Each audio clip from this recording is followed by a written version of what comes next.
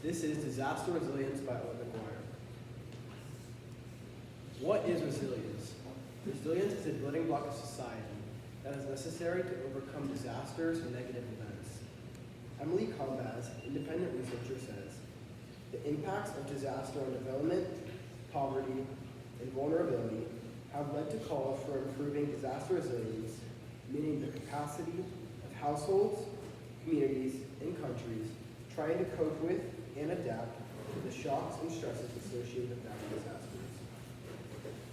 Communities need to overcome problems using resilience so they can be stronger off later. Every community, whether it be a natural disaster or something that happens in it, will need to overcome from something at some point.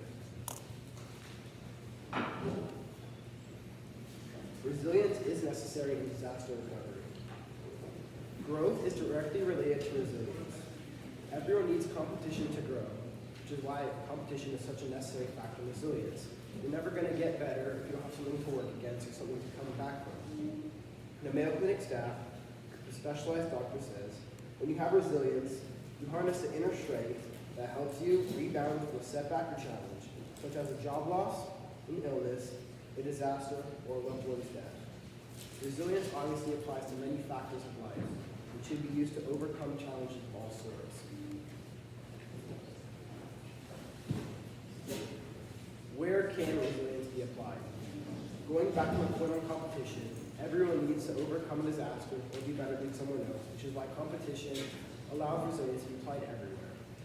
Dee Bosher, professor of disaster risk management, says, therefore, built-in resilience is not merely about the creation of physical assets in the appropriate way and in suitable locations. It is equally important to increase the capacity of the social, institutional, environmental, and economic support mechanisms in order to keep the built environment operational and adaptable. Resilience is rarely easy, which means at some point in time, everyone will need to come back to something and you're never on a straight path. A straight path will create strong people. If you're having a straight path, never having to grow from anything or become better than anyone else, you'll never grow and become better. This is why setbacks and motivation feed into resilience. Connection to stimulus. Real-life examples such as Indian tribes, they built tree bridges to overcome the disasters. They lived in highly floodable areas, so weaving these tree branches together created strong flood-proof bridges, and so they wouldn't get destroyed. Because whenever they built out of wood or stone, they'd be easily destroyed by all the natural disasters in their area. Communities all around the world need to be like these indigenous tribes and work hard to use their environment to overcome the disasters that they're most susceptible to. Negative effects of resilience. Sometimes too much resilience is not good because it causes other factors, like other communities, to not want to help you as much because you seem to be like self-moving, so you can do it all yourself, and they see that and they think, oh, they don't need help. Katie Hurley, child adolescent psychotherapist, says, research shows that one's supportive social systems, which can include immediate or extended family, community, friends, organizations, foster one's resilience in times of crisis or trauma, and support resilience in the individual. Yes, resilience can be applied everywhere, and many events need it. Cognitive be applied. And many experiments prove this, as she said, and resilience is very hard to build, so another thing she goes over. But when it is built, it is very strong and necessary to all communities in the world. Conclusion.